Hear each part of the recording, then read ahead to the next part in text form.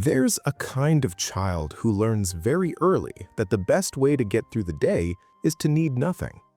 Not because anyone told them directly, but because needing things made the room feel heavy. Because asking for attention meant someone's side. Because showing excitement meant being told to calm down. So they learned to be quiet, to be easy, to take up less space. These children don't get yelled at, they don't get hit. There's no big dramatic story to tell later. They simply learn that their feelings are not particularly interesting to the people around them, and so they stop sharing them. They become invisible in plain sight. Watch one of these kids closely and you'll notice something strange. They're often called the good one, the easy child, the one who never causes problems. Teachers love them, relatives praise them. Why can't you be more like them, parents say to their siblings. But nobody asks why a 7-year-old is so good at not needing anything. Nobody wonders what it costs a child to become that easy. What's actually happening is a kind of disappearing act. The child is learning that their inner world, their fears, their excitement, their confusion, their needs, doesn't really matter to anyone else. Not because their parents are evil. Often the parents are just busy, stressed, distracted, dealing with their own problems. Maybe there's a sibling who needs more attention. Maybe there's work pressure or money trouble or marriage problems. The reasons don't really matter to the child's nervous system. What matters is the pattern. When I show up with feelings, nothing happens. When I don't, everything runs smoother. So the child adapts. They become skilled at reading the room. They learn to sense when mom is tired, when dad is stressed, when it's not a good time. They learn to handle things alone, to solve their own problems, to comfort themselves. They become small experts at disappearing their own needs before anyone else has to deal with them. Psychologists call this emotional neglect, but that phrase doesn't quite capture it.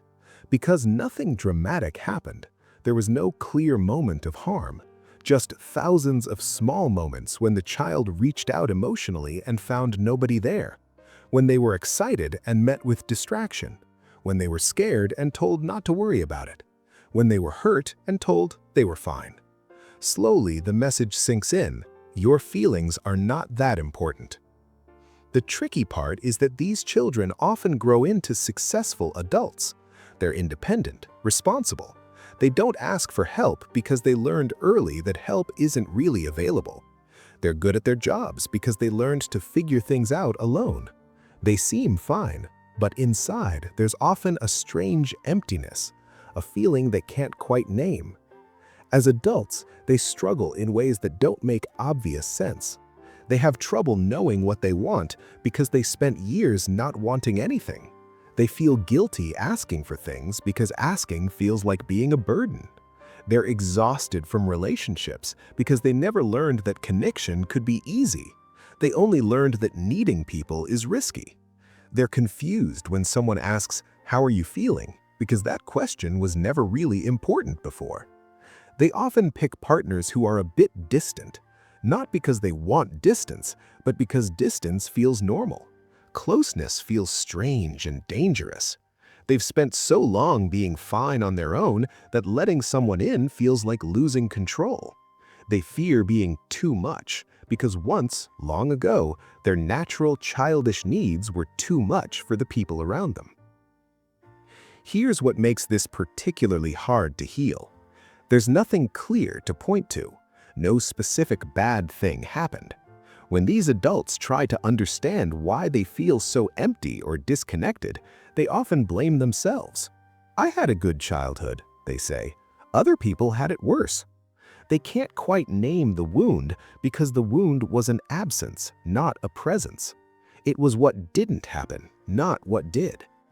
The child who was ignored didn't learn that they were bad.